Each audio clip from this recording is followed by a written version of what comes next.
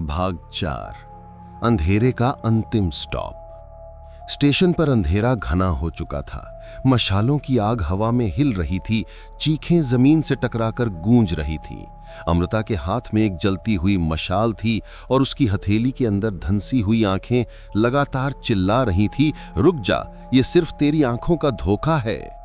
लेकिन अमृता समझ गई थी, ये धोखा नहीं था, ये वही सच था जो उसके खानदान ने सालों तक दफन करके रखा था। अंधेरे कमरे में बैठे बच्चे के भूत ने अपना सर उठाया। उसकी आंखों में एक अजनबी चमक थी।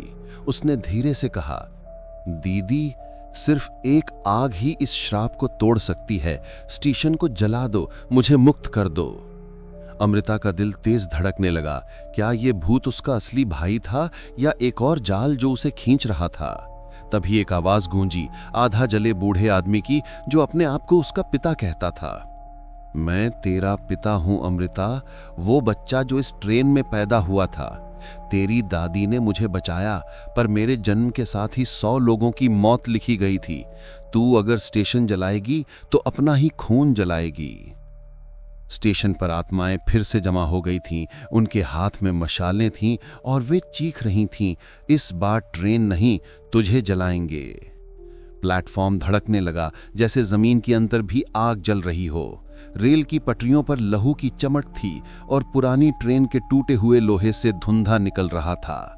अमृता बीच में अकेली खड़ी थी, एक हाथ में मशाल, दूसरे हाथ में वो हथेली जिसमें आंखें फड़फड़ा रही थीं। दो सच उसके सामने थे, एक तरफ बच्चे का भूत जो चाहता था स्टेशन जले, दूसरी तरफ आधा जला हुआ आदमी जो अपना अस्तित्व उसके पिता के रूप में बता रहा था। हवा रुक गई, समय थक गया और फिर अमृता ने अपनी हथेली के अंदर से वो आंखें तोड़कर जमीन पर फेंक दी। आंखें चिल्लाईं, एक ऐसी चीख जो पूरे स्टेशन में गूंज उठी। और उसी पल ट्रेन के अंदर से औरतों, बच्चों और आदमियों की चीखें फिर से जिंदा हो गईं, जैसे 1947 दोबारा जीवित हो उठा हो। अमृता ने मशाल उठाई और खुद पर घुमा दी।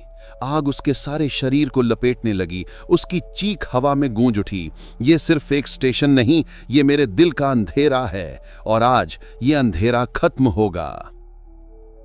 आग ने उसे घेर लिया।